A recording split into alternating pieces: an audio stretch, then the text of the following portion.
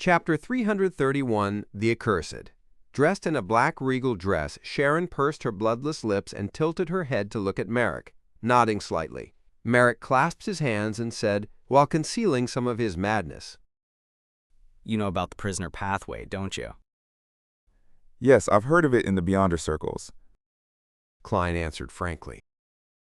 Of course, these Beyonder circles refer to the Nighthawks and the Tarot Club. He sighed in his heart as he added, Merrick seemed to recall something, and he was silent for nearly 20 seconds. Outside the window, he could hear the rhythmic sound of the carriage wheels rolling across the concrete pavement. He ruffled his messy brown hair and spoke with a slightly twisted expression on his face.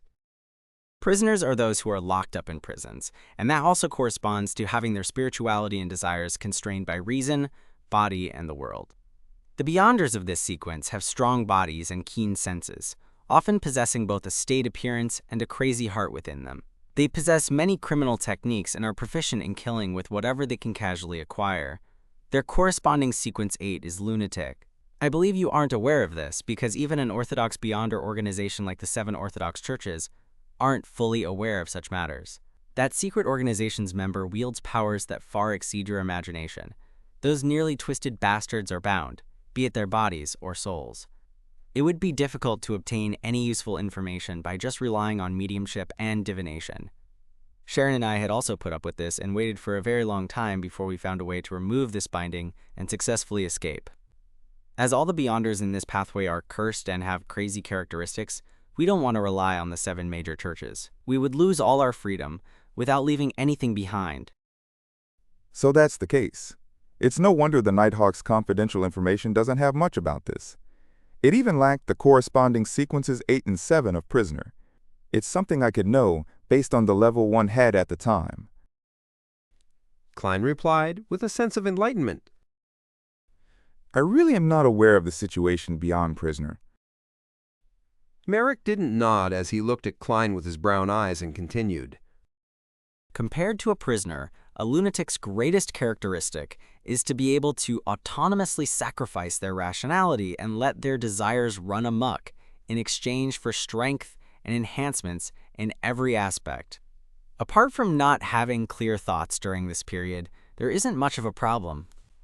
They can even gain stronger resistances towards Beyonder powers that can disrupt one's thoughts and influence their mind. To put it simply, I'll get rid of you first, and that will make it impossible for you to kill me. Klein couldn't help but lampoon. From this sequence onwards, the curse will gradually appear. Lunatics easily lose control. Merrick said as his facial muscles twitched.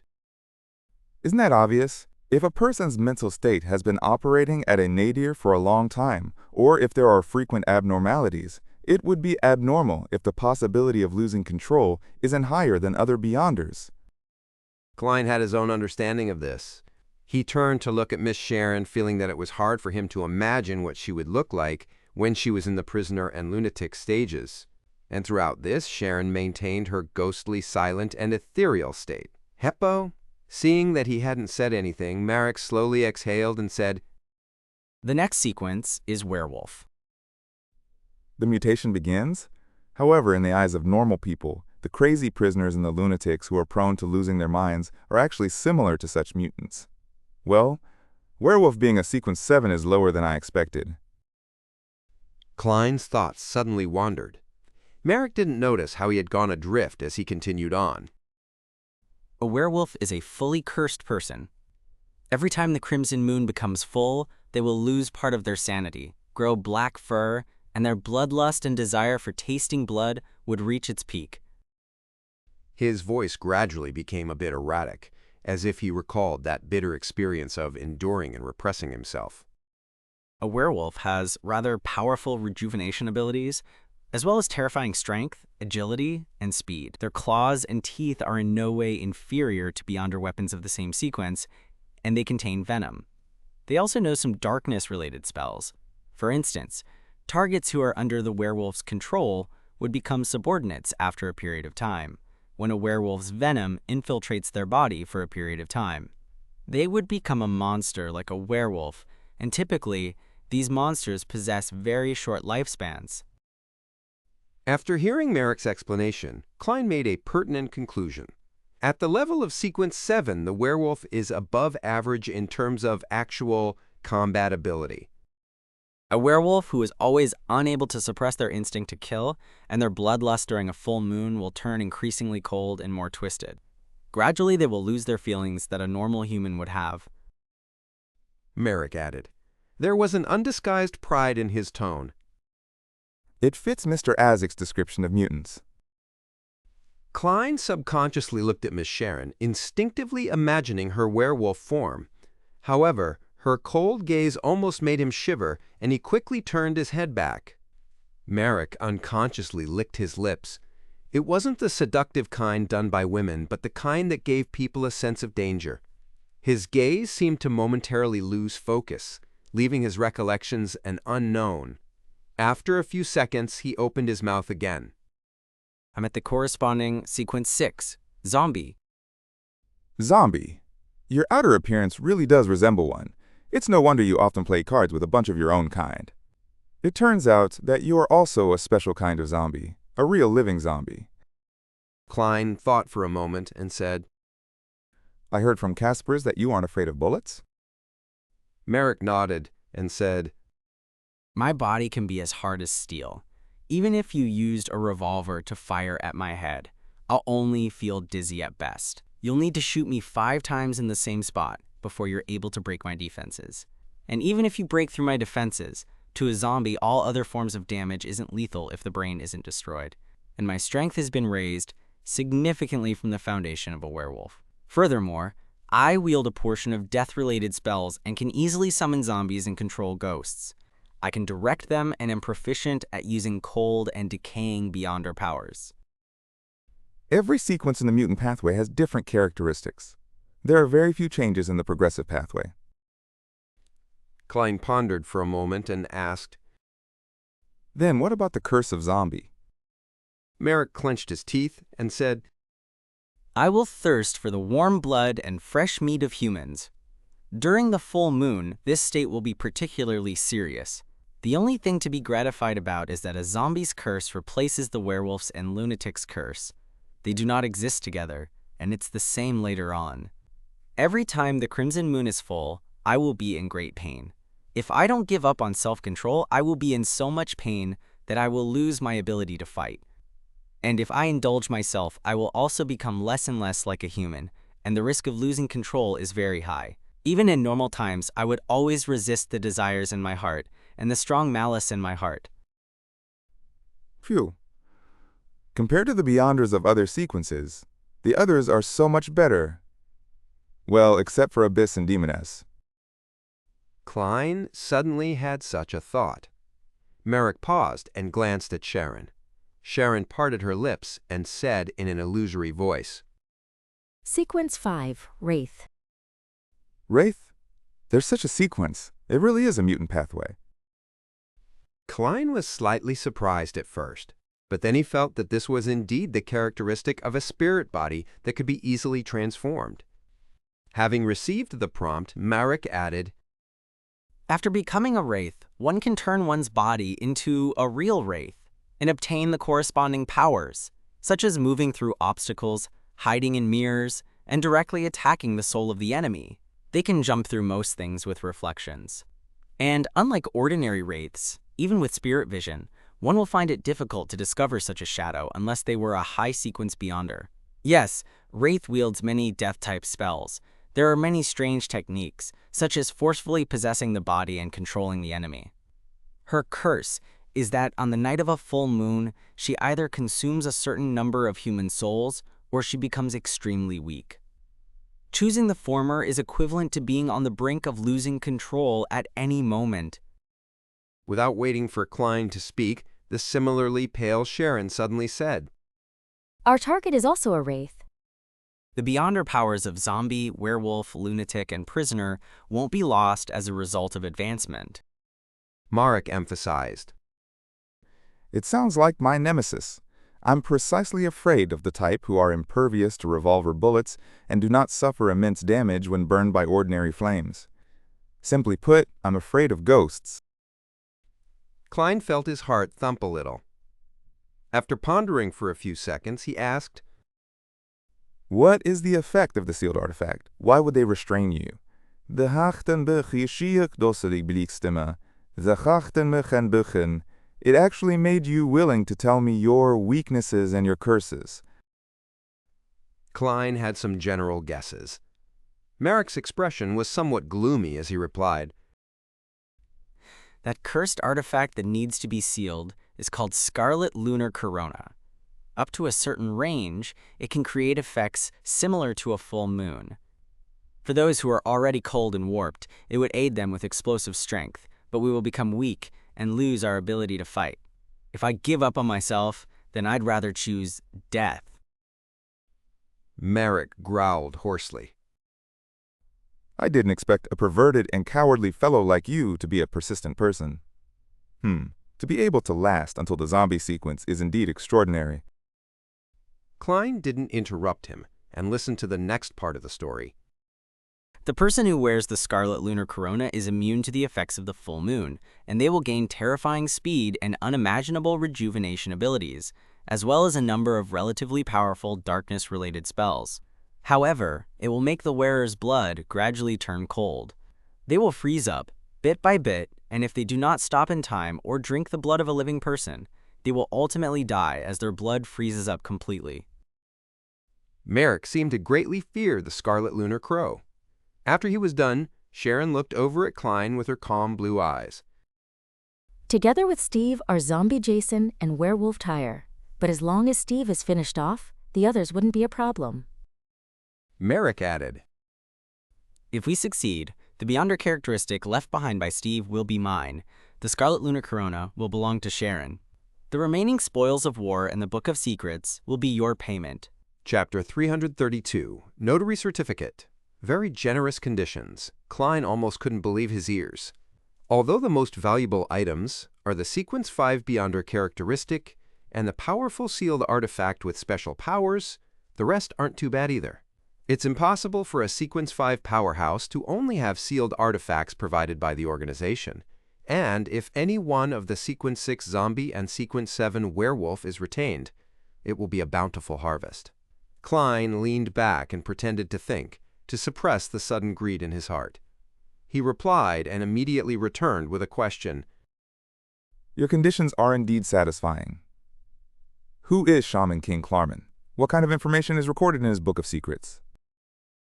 Merrick rubbed his temples and said, The Shaman King can both refer to a high sequence job and also represent an outstanding person who controls powers in the domains of darkness, the moon, and the strange, one who surpasses his peers.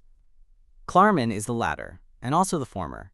He was active in the southern continent during the early part of the Fifth Epoch, and then he completely disappeared. Maybe he was hunted down by the Church of Death, or our secret organization, or maybe he died of old age in some unknown place.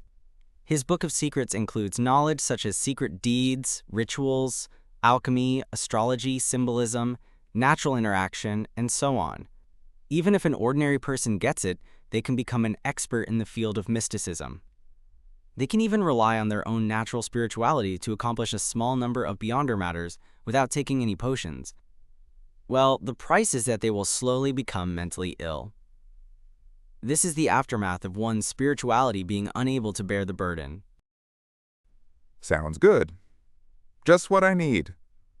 However, this mission is not only difficult in itself, but there's also a certain amount of subsequent trouble. I'm dealing with a secret organization with a history of over 1,000 years. Klein was silent for a few seconds, but he still chose to follow his heart. I wish to have some time to think it over. This is a very serious and dangerous matter. I can't be impulsive. I will give you my answer tomorrow morning at 9 o'clock. Come to my house. You know the address. He looked at Sharon while finishing the sentence. He suddenly felt nervous when he finished it. They had revealed so much important secret information, even problems that plagued them. If he didn't agree on the spot, would he be silenced? Or would they follow me until I make up my mind? Then, how can I go above the gray fog to make the divination? Sharon, who was wearing a black regal dress, looked at Klein quietly. There was no anger, doubt, or emotion in her blue eyes.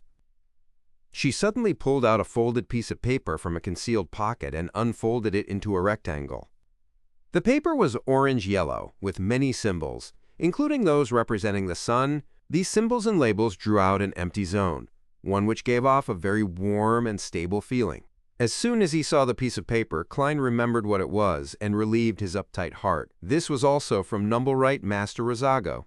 This was the notary certificate. Back when they were distributing the spoils of war, Sharon had taken this mystical item. The pale, delicate Sharon handed the notary certificate to Klein and said in a refined voice, Press your hand here. Promise not to divulge what you just heard. Klein exhaled and nodded seriously. All right. According to the prompt, he took the notary certificate and pressed his palm against the blank area. Then, after some deliberation, he opened his mouth and said, I promise I won't tell anyone what I just learned from Miss Sharon and Mr. Merrick. As he said each word, the symbols and magical labels around the notary certificate lit up, one by one, giving off a warm and bright glow. When it was all over, the light turned into a seal-like image that pressed down on Klein's palm and even passed through it, covering the blank zone. A warm current passed through him, and Klein felt a subtle but invisible connection between himself and the notary certificate. Back then, the ability mimicked by old Mr. Eye of Wisdom really does belong to a notary. He suddenly thought of something from before. Klein returned the notary certificate. I'm done. Sharon calmly nodded her head and didn't say anything else. Her indifferent figure quickly disappeared from the carriage. Merrick, still suppressing the malice in his eyes, tapped the carriage's wall with his finger. The carriage slowly stopped, and the door of the carriage opened. They're using zombies to drive the carriage, and shadows, to act as attendants. It really is Merrick's style. After activating his spirit vision, Klein took off his cap in enlightenment, pressed it to his chest, bowed slightly, and got off the carriage. It was a quiet street, one where several of the street lamps were broken, but no one had fixed them. Klein first went to his one-room apartment in East Borough before returning to 15 Minsk Street and pretended to make 2 divinations in the living room. The first time was whether or not he should accept this commission. The second time was whether or not it was dangerous, and how dangerous it was. As for the answer to the divination, he didn't pay close attention to it, because wraiths of the mutant pathway could transform into spirit bodies, allowing them to directly interact with the spirit world to obtain information. In other words, they naturally possessed the power of divination and anti-divination, so regardless of whether it was Sharon or the target Steve, the revelation that Klein received was either wrong or deviated. After he finished his divination, he read the newspapers and books, as he usually did. He practiced his Beyonder powers in the activity room, then he washed up and went to sleep. There was nothing abnormal about it. At 4:10 in the morning, Klein suddenly woke up and jumped out of bed. He found a candle, built a wall of spirituality, and quietly began the ritual of summoning himself. Then, he took 4 steps counterclockwise and went above the gray fog, but he was in no hurry to respond to the prayer. Sitting in the high-backed chair belonging to the Fool, Klein focused on the surface of the long bronze table. He saw the all-black eye, Azek's copper whistle, the Black Emperor card, and the dark, majestic figure of Roselle holding a scepter. The corner of his mouth twitched, and Klein stretched out his right hand to turn the card of blasphemy upside down. What I can't see can't hurt me. After conjuring a pen and paper, he took off his topaz pendulum and repeated his first 2 divinations. The result of the first divination rotated clockwise at an adequate frequency. That was to say that the commission should be accepted, but it also wasn't necessary. The result of the second divination was the counterclockwise rotation of the topaz pendulum, but it spun with great amplitude and frequency. Klein's interpretation was that there was danger, quite considerable danger, but it wasn't life-threatening yet as long as it was properly dealt with. After remaining silent for a few seconds, Klein remembered a hunch from before. Phew. Perhaps, Every magician needs to perform. Otherwise, the name of the potion would be mage, not magician. The key to never perform unprepared is to be prepared, as well as to perform. And this may not just be in combat. The two assumptions of diverting the enemy's attention and getting the applause of the audience is predicated on there being a performance. As long as I can find the appropriate solution, disguise myself well, and deal with it perfectly, it will be hard for the Rose School of Thought to find me. Many thoughts flashed through Klein's mind. Combined with the revelation he had just received from the divination, he quickly came to a decision. Leaning back against the fool's high-backed chair, he raised his head to look at the towering ancient palace and the boundless gray fog and revealed a slight smile. Then, let's have a grand performance. With that, he took the all-black eye and Azek's copper whistle and responded to his own prayers. The next morning was a Thursday morning. Klein, who had bought the ingredients early, prepared homemade Feine-Potter noodles, which was closer to the noodles mixed with meat sauce. He went to the door to take out today's newspaper from the mailbox. As he ate, he found a notice of a Beyonder gathering in the Backlund Morning Post. As expected, once the tense situation is resolved, the gatherings begin. Klein smiled and said to himself. At 9 o'clock, he took out his golden pocket watch, opened it, and took a look. Then, he faced the empty living room and said to the oriel window, I'm willing to provide help. The conditions are exactly as you said, but that's only if you give me a few more days. He paused for a moment before replying with a smile. I need to make some preparations. Other than Klein, there was no one else in the living room, but suddenly, an illusionary voice rang out. Okay. After you've finished preparing, you can pay the bar a visit. In Viscount Glant's study, Audrey was sitting in a chair, helping Susie straighten the fur on the back of her head. She said to Fors and Shio, who were sitting quietly beside her while sipping their wine, Why were you in such a hurry to bring me here? Although this was the first time she had seen Fors and Shio since the incident with La Nevis, she had already paid them through Susie. Well, after joining us at the Tarot Club, Fors seems to remain unchanged. She's still languid and fond of being snide with Shio, but there are some things about her that are completely different. She used to be dispirited, depressed, and she seemed to hold little hope for the future. But now, that aspect has completely disappeared. Audrey, the telepathist, smiled faintly and observed the state of Miss Magician with a calm heart. After downing the rest of the red wine, Fors said, It is indeed Ormir, the most famous red wine. It's much better than the ones I've drunk before. The level is very clear, and each level has a different feeling. She put down her wine cup and said, The gathering that might have the spectator and clues to the psychology alchemists will be held this afternoon. Audrey asked, puzzled. Is that so? Why the rush? Fors explained with a smile, Because the serial killer has wasted too much of everyone's time. Moreover, that's the outskirts of Northborough. It's during the afternoon when the Nighthawks are most relaxed. Audrey nodded lightly and didn't ask any further. At the same time, her gaze swept across the room, and she sighed silently. Compared to the past, Gio is a lot quieter compared to the present Fors. At that moment, Viscount Glant chuckled and said, Audrey, I will go with you. Audrey asked, despite knowing the answer. Why? Glant cleared his throat and said, It's because I've already obtained the apothecary formula. All I need to do is trade for some ingredients. My vault doesn't have the 2 corresponding ingredients. Oh, Fors sold it to me, £300. She guarantees that it's authentic. £300.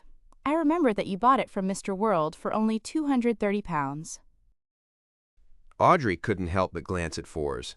Chapter 333, The Tracker, in the suburbs of Northborough, in a soon-to-be-abandoned 3-story medical school building.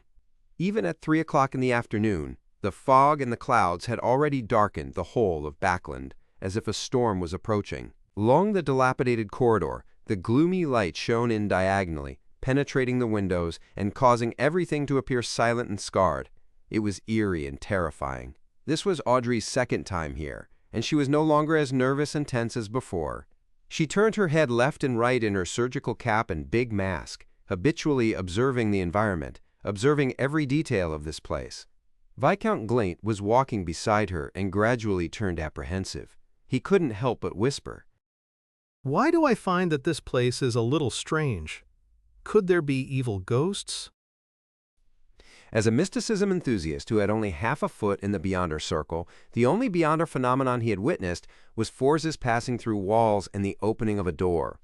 He was still unsure of the existence of wraiths and shadows. However, this didn't stop him from being afraid of similar monsters. Forrest turned her head and shot him a glance as she held back her laughter. Most of the participants of this gathering are Beyonders. If there really are evil ghosts or spirits, they would definitely be very happy. It usually implies ingredients or servants. Noticing that Viscount Glaint was obviously relieved, she purposely added, Of course, I'm only talking about the weaker kind of ghosts. A truly formed shadow might be able to kill everyone here without making a sound. And even if you run, all you can do is run back and forth between the 3 stories without being able to leave.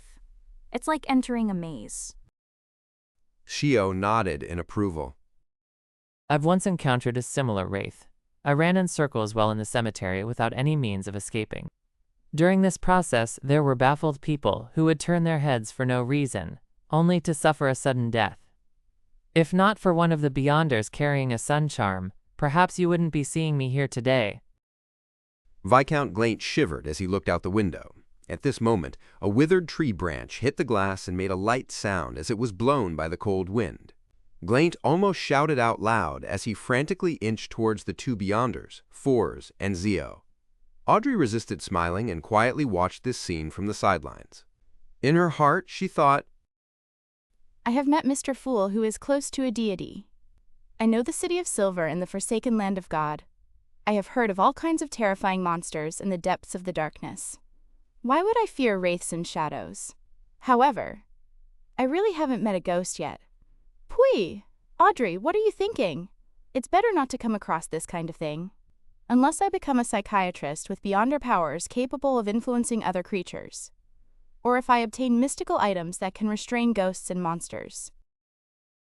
The 4 of them couldn't help but increase their pace and quickly arrived at the gathering venue for the day. Before she entered, Fors found an opportunity to bend her back and whisper into Shio's ear. You did well cooperating with me just now. You actually made up a story so quickly that's enough to frighten others. Look at the spots which aren't covered by Viscount Glaint's mask. It's so white that you can't see any colors. Shio turned her head as she answered blankly. I didn't make up the story. That was something that happened to me before I came to Backland. Fors was stunned for a moment before she blurted out a question. For real? Shio's puzzled face was obscured by the mask. Why would I lie? Fors turned her head and took 2 steps forward and suddenly shivered. At that moment, Glaint didn't wish to stay in the creepy corridor any longer. He reached out his hand and pushed open the door to the gathering venue. As the creaking sound echoed, he saw the concrete floor and the smell of antiseptic coming into his nose. It made him frown. Soon after, he saw a large pool in the middle. It was filled with a clear yellow liquid, and there were floating figures inside it. Some of the figures were entirely naked. Some were rather complete, while others had half their skin ripped off. They had the brownish auburn colors of beef jerky. They were corpses. A man's shrill cry resounded in the room. Ah. Gazes were instantly cast onto Glaint. These gazes were all from the figures in white coats surrounding the pool. They were also wearing surgical caps and huge masks, and only their eyes and a bit of their skin were exposed. Glaint's body swayed a bit. He wanted to turn around and run away, but when he saw Audrey, Fors, and Gio pass him, as if nothing had happened, in order to enter his room, he realized that they were pretending that they weren't his companions. As he took a deep breath, Glaint nearly vomited.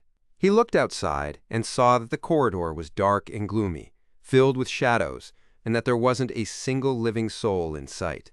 With another shudder, Glaint hastened his steps and caught up with Audrey and the others, finding a place to sit down as far as possible from the pool. After a few minutes, a figure wearing a white coat stepped out of the line and used a wooden pole with a hook on the side to pull a corpse to the side. Then he directly dragged the corpse to the concrete floor. He paused for about 3 seconds, took out a scalpel, and slit open the body's abdomen. As the gash deepened, a cold and hoarse voice suddenly sounded from inside. "Hack! Let the gathering begin." Glaint reached out with his hand to press down his mask.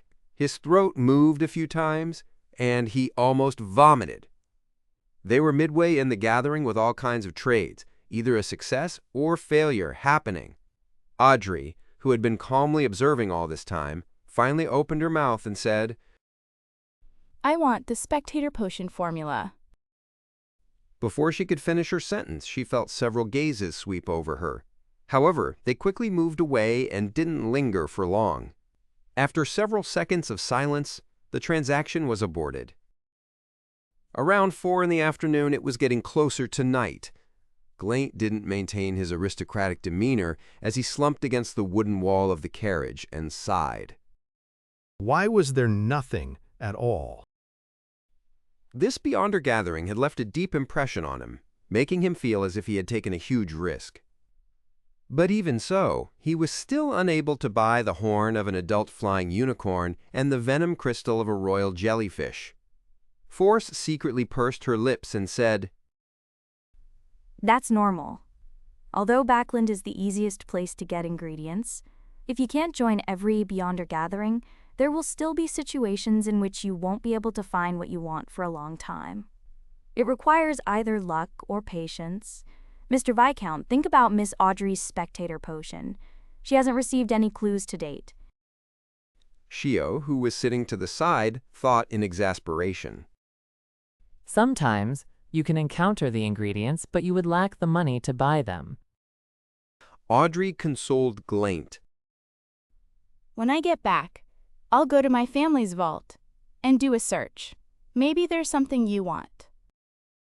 She had brought the rainbow salamander's pituitary gland with her today, but she hadn't encountered the spinal fluid of a Farsman rabbit. Therefore, she had only exchanged it for 320 pounds in cash. It was to prepare for Susie's advancement. Glaint nodded, and just as he was about to open his mouth, he saw Shio sitting up straight. She frowned and said, It seems like someone is following us. Forrest asked, looking around. I trust your intuition. What do we do now?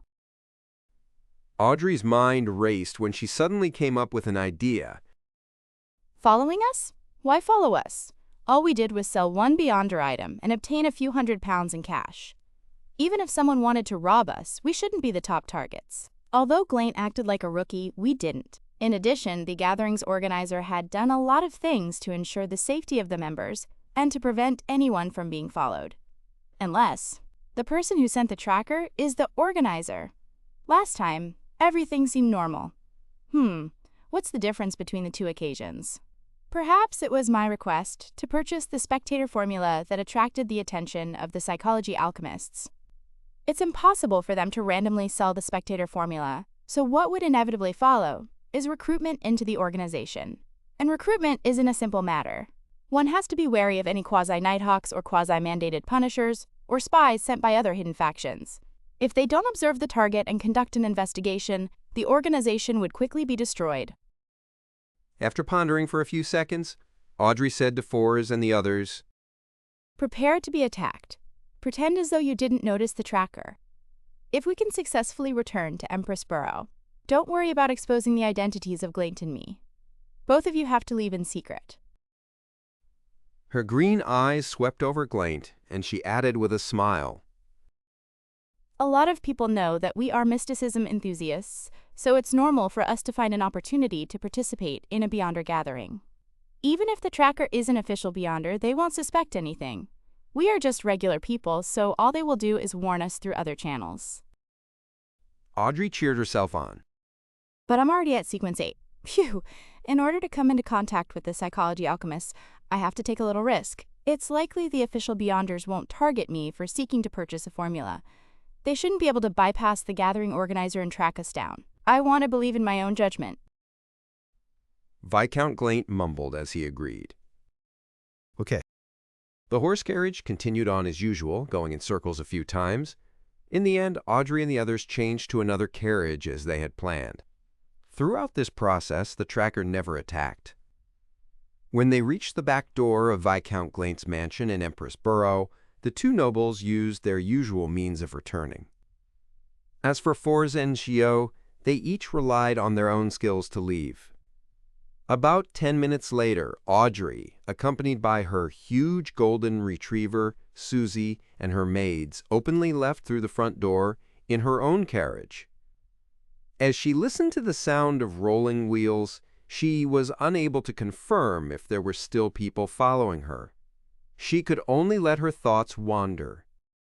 It's obvious that the daughter of Earl Hall isn't a spy of any Beyonder faction. There's nothing wrong with her past. Her love for mysticism is well known. Her status and identity can provide assistance that's different from other people. Perhaps in 2 days, there will be members of the psychology alchemists who will try to come into contact with me. Audrey thought, with some anticipation and some nervousness. Although he said he was making preparations, Klein spent 2 days at the Quelaag Club as if nothing had happened.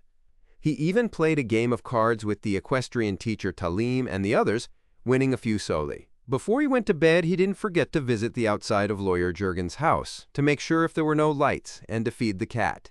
At 8 o'clock on Friday night, he put on his iron mask and wore his black hooded robe and entered the activity room of old Mr. Eye of Wisdom. Chapter 334. Bullets. The only candle flickered its yellow flame, casting shadows on the walls around the activity room. Klein found the most convenient escape point before surveying his surroundings. He saw the Eye of Wisdom with his deep cheek lines and the plump apothecary. Well, after another comparison, even though he's wearing an iron mask that covers half his face, it's still pretty clear that he was the man I met at Rice Circus who deserves a beating. Klein looked away and waited for the gathering to officially begin. The woman who had an artisan backing her was very hidden among the participants, so he couldn't be sure that she was present before she spoke. After a few minutes, Eye of Wisdom raised his head to look at the mechanical clock on the wall and chuckled. There's a lot of people here today. Let's begin. Before he finished speaking, the plump apothecary rushed to speak.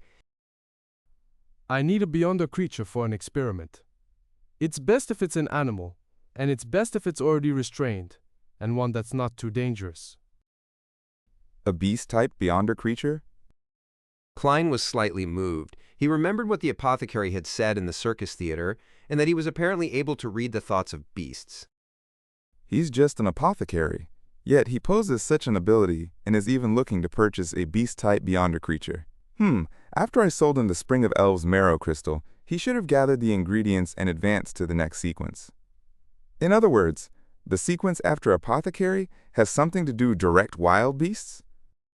Klein made a deduction based on the information he knew. At this moment, someone responded to the apothecary with a sneer. Who would keep a Beyonder creature by their side? It's dangerous and easily discovered. Wouldn't it be easier and more concealed to kill them to obtain its Beyonder ingredients? The apothecary was a person who refused to lose in a spar of words, so he immediately sneered. What a foolish thought! You can't guarantee that the Beyonder ingredient on a Beyonder creature is exactly what you need, and that you can definitely sell it. You might as well tame it and direct it to be your helper, increasing your strength several-fold. As he spoke, his voice gradually grew softer. He felt as if he had revealed some important secret. Damn it, why can't I control this mouth of mine? The apothecary figuratively smacked himself in the heart. As expected. Klein nodded indiscernibly. Without a doubt, the apothecary's request wasn't met. Most of the participants here were low-sequence Beyonders, and their statuses in Backland weren't very prominent. With the need for them to be relatively alert, to the point of barely maintaining it, so how was it possible for them to extravagantly rear a Beyonder creature? Furthermore, more importantly, there was the fact that wild Beyonder creatures were usually hostile to humans. Any encounter would usually lead to one dead, so if one wanted to capture them alive, they would need to have a sufficiently strong team or be strong enough to overwhelm the enemy. Of course, this didn't exclude particular beyonders who possessed special abilities that were suitable for such situations. After a bout of disappointment, the apothecary coughed lightly and said, I've brought quite a few bottles of medicine. All of you know the effects. If you want them, you can speak up when the gathering is almost over. The few medicines to treat wounds go berserk and increase one's ability in that aspect? Klein silently lampooned. He chuckled and provided a suggestion. You can purchase a Sequence 9 formula, find the corresponding Beyonder ingredients, and then concoct a potion to feed the animal you fancy. This way, you will have a Sequence 9 Beyonder creature, and you can also continuously advance it with the subsequent potions. Of course, that's built on the premise that you are rich enough and can deal with the defective ones that lose control. The apothecary was stunned for a few seconds. After a while, he said, How extravagant! Just saving up money and finding the Beyonder ingredients for myself is difficult enough for me. It's also a high probability event for an animal to lose control after they consume potions. It will take me several times before I succeed. Someone who can do this must have a mine, or owns a bank. Our tarot club's Miss Justice likely rears a Beyonder creature. Klein suddenly felt sorry for the apothecary. If one wanted to disregard it for the sole purpose of earning money, apothecaries were the easiest among the low-sequence Beyonders to amass large amounts of wealth. The problem was that they were also easily targeted by the official Beyonders.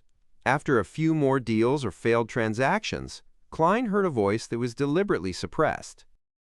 I only brought one Beyonder weapon this time. There are 50 bullets with different effects. 20 of them are engraved with the Sun Domain's labels and symbols, forming a complete charm. They can be used to purify ghost-related monsters. They cause more damage to wraiths and shadows, so they are called purifying bullets. There are another 20 bullets which are meant for corrupted creatures, known as demon-hunting bullets. The other 10 are bullets that counter evil-type monsters, known as exorcism bullets. Their effects can be maintained for 18 months or more.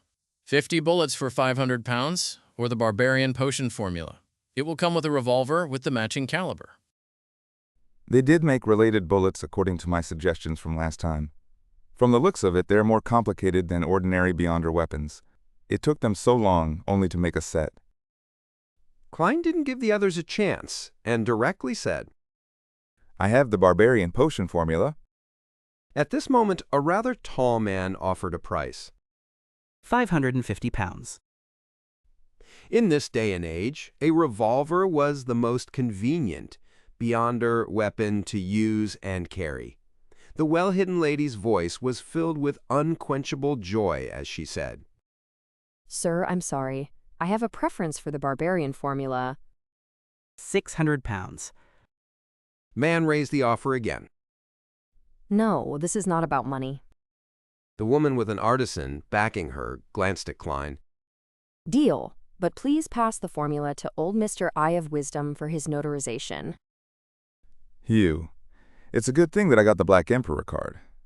Otherwise, if I met someone who can raise the price so ruthlessly, I definitely would have lost a lot of money today. Klein rolled up his robe, took out the Barbarian formula which he had long written from his inner pocket, and opened it to take a look. Sequence 8, Barbarian. Main ingredients, grass of madness, core horn crystal of a land rhinoceros. Supplementary ingredients, 1 deep-grained walnut, 1 fragrance hornet grass, 10 milliliters of the extract obtained from soaking poplar bark, 100 milliliters of liquor. After confirming that it was correct, Klein folded the paper and handed it to the attendant. Just like before, Eye of Wisdom took out the ring that was inlaid with many small diamonds. He mimicked the Beyonder powers of a notary and confirmed that the formula was true.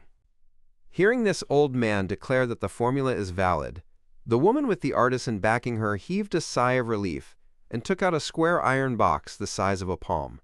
After the attendant passed the formula to her, she eagerly rolled it open and read it a few times, as if she wanted to memorize it directly. As for Klein, he snapped open the box and looked at it. There were 3 piles of bullets inside the metal box. One pile had a faint golden luster, as though they had just been fished out of hot water. The other was entirely silver and covered with patterns, cold yet sacred. The pile with the fewest bullets suffused a golden sheen amidst the brass color. He could vaguely see several labels and symbols engraved on it. Yes, it's authentic. Klein had the ability to appraise the bullets in the field of mysticism. He snapped the lid shut and stored the item in the pocket under his robe. As for the free revolver, it was nothing special. The body of the gun was a deeper brass color, and the handle was made out of walnut wood. Since his underarm holster had also been lost back when he encountered the police inspection, Klein had to attach the revolver to his waist and cover it with his clothes. After finishing the transaction, he looked around the activity room and deliberately raised his voice. I need strong purifying items like Sun Holy Water and Sun Sacred Emblem. I can buy it in gold, or I can use formulas as a barter, like the sequence after Barbarian Briber. Of course, if there are any questions regarding the mysticism and the Beyonder world that requires answering, I can also give it a try, but I can't guarantee that I can answer it. As the apothecary listened, he widened his eyes. He had a feeling that this was that lucky lad. However, he had just become a Beyonder not long ago, so how could he have obtained so many valuable things? The more he thought about it, the more he gnashed his teeth, feeling as if he had made the wrong choice back then. Luck was the most important thing. The woman who had bought the Barbarian formula couldn't control herself and almost said in her original voice, I don't have anything you need, but I can pay you in cash. 800 pounds. Deal. Klein swallowed the word deal that he nearly said. He thought for a moment before chuckling. I'm only accepting bartering for the time being. I will most likely be back for the next gathering. You can seek out the relevant items in advance. For the time being. The lady ruminated over the word and nodded slowly. All right. After that, no one else said anything, and Klein's needs were also not met.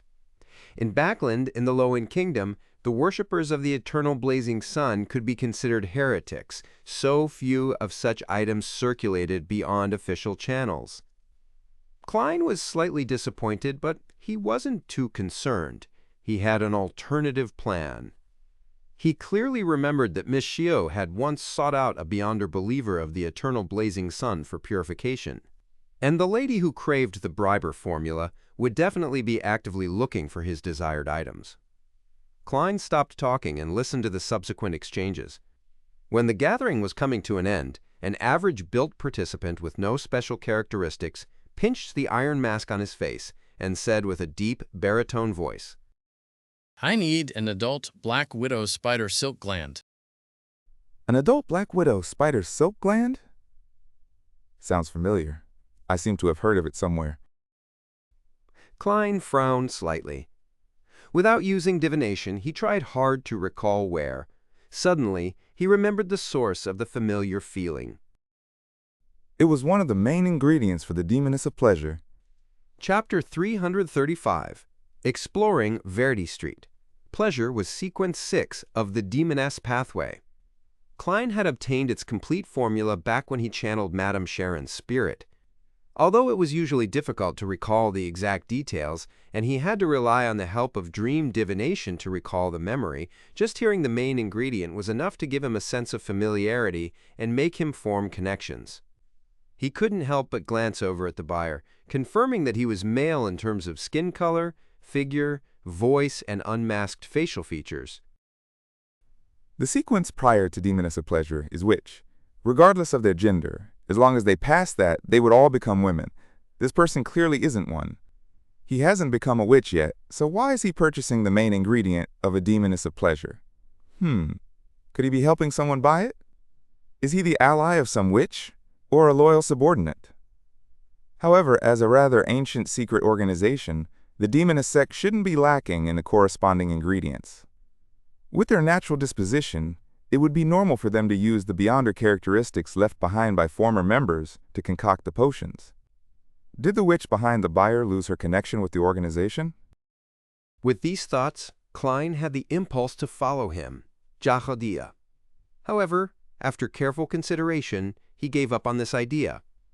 Ignoring the question on how he could bypass the precautionary measures of Eye of Wisdom and lock onto the other party's tracks, Just the fact that the other party's situation was unknown, and with him not having the time to perform a divination, it was enough for him to choose to follow his heart's wishes. What if there isn't only one witch, but a beyonder who's much stronger? Moreover, it's a good thing for witches to advance to demoness of pleasure. The former would cause calamities and harm many innocent people, but once they advance to the latter, their goal would be focused on pleasure. In simple terms, society would be less dangerous. Klein mumbled.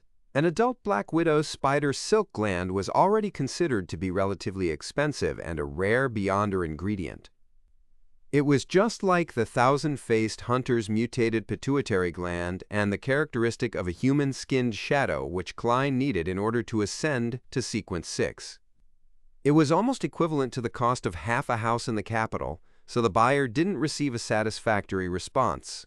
To be precise, no one responded. The atmosphere of the gathering fell silent until the plump apothecary started selling the medicine he brought. After the previous trials, he received quite a few repeat customers. In less than 3 minutes, he had sold all the goods he could sell and collected more than £50 in cash. As Eye of Wisdom announced the end of the gathering, each participant left through different passages in a different order and at different intervals.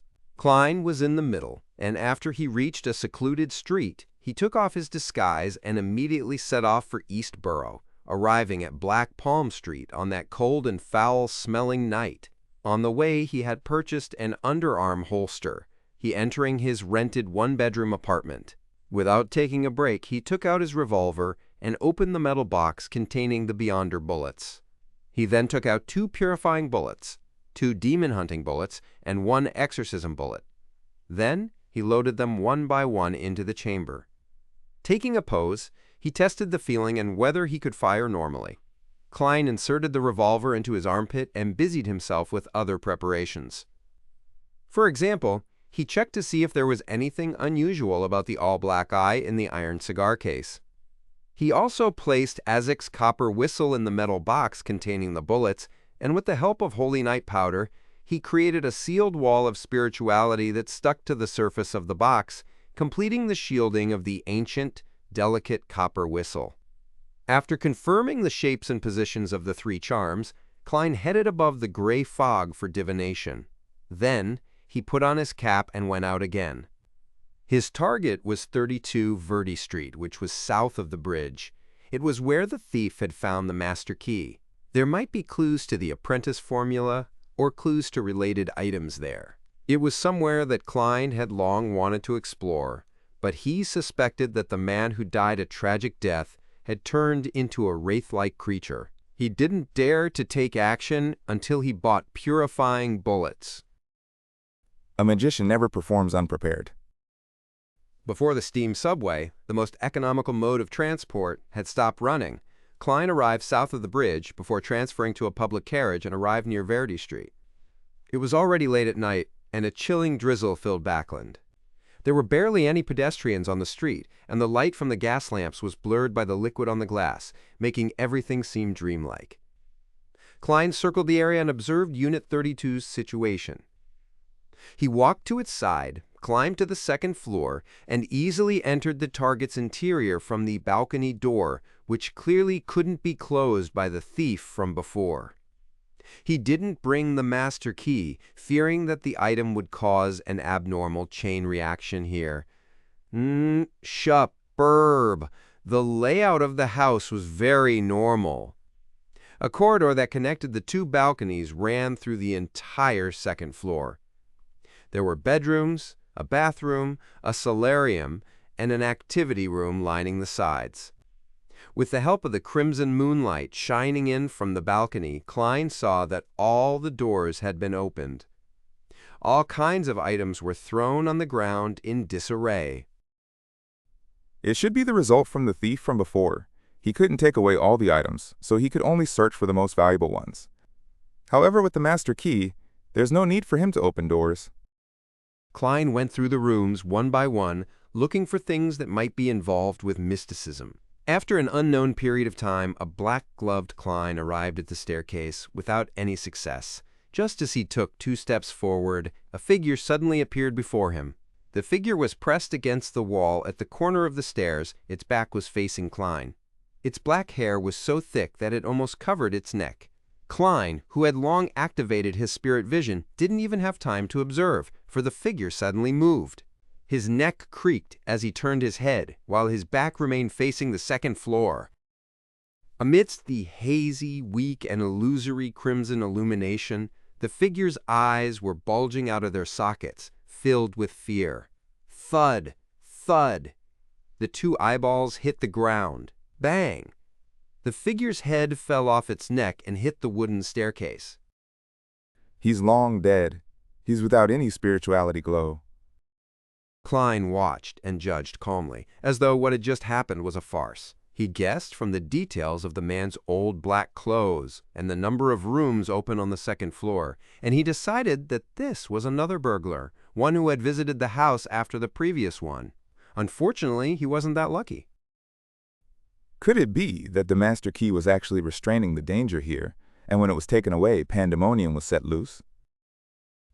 Klein drew his revolver, adjusted the chamber to the firing position, and cocked the revolver.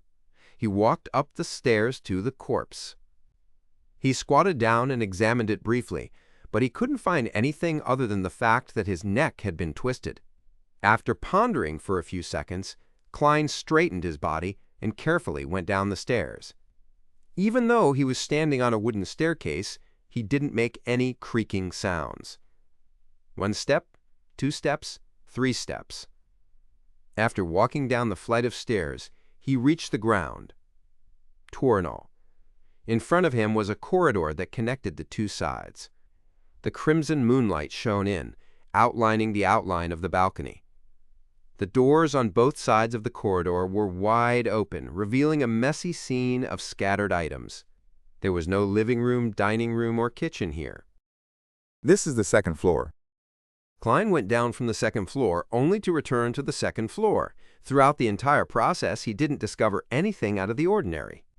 Klein didn't panic as he slowly turned around. Behind him, there was a staircase leading downwards. That is to say, my special ability can only resist the invasion of my Beyonder powers through the use of Beyonder powers, such as dreams and spirit channeling, or for me to realize that the environment I'm in does not belong to the real world. I'll still be influenced by hallucinations. Klein took out his matchbox and took out a few matches with his gun-carrying hand. He continued down, throwing a match down every few steps. But go fee-jaw. Once again, Klein came to the corner of the stairs and saw the dead body, with its head separated from its body. At this moment, a cold wind blew across the back of his neck, causing his hair to stand on end. Pah! Klein snapped his fingers, and a red flame soared from behind him, soaring toward the ceiling. Those flames seemed to be a monster that was baring its fangs and brandishing its claws, but the flames didn't burn anything. Klein was about to turn around and look with his spirit vision when his body suddenly froze, as if he had fallen into a lake frozen in winter. He couldn't help but tremble as his left hand was slowly reaching for his neck as he forcibly suppressed it. Hack! At that moment, Klein sighed softly. He forced his left hand into his pocket, removed the wall of spirituality, and opened the metal box containing the bullets. Next, he held Azic's copper whistle, took it out, shook it, and threw it into the air above the stairs. In almost an instant, he felt the coldness and stiffness in his body disappear. In his spiritual perception, a sinister and cold mass leaped out like a dog fetching a ball as it pounced at Azic's copper whistle. Klein smiled, raised his right hand, aimed at the copper whistle, and pulled the trigger. He softly said, "Bye-bye." Bang! The pale gold purifying bullet flew out and accurately hit that cold and indistinct object. A blood-curdling screech sounded out as the golden flames outlined a human silhouette in midair. Under the bright and warm light, all the coldness and evilness quickly disappeared. Clang! Azic's copper whistle landed on the ground, bounced a few times, and rolled to the living room on the first floor. When Klein looked around, he saw that things were now significantly different. For example, the head of the corpse wasn't separated from its body. He had strangled himself with his own hands. Heh, it really is easy when you're prepared. Klein chuckled and went down the stairs again. He successfully reached the first floor and picked up Isaac's copper whistle. He then swung it twice to see if there were any other wraiths or shadows here. After confirming that there were no more problems, he decided to head straight to the basement. As he walked down the flight of stairs and went through the door, he saw the picture he had seen in his dream divination. He saw the brown notebook on the long table.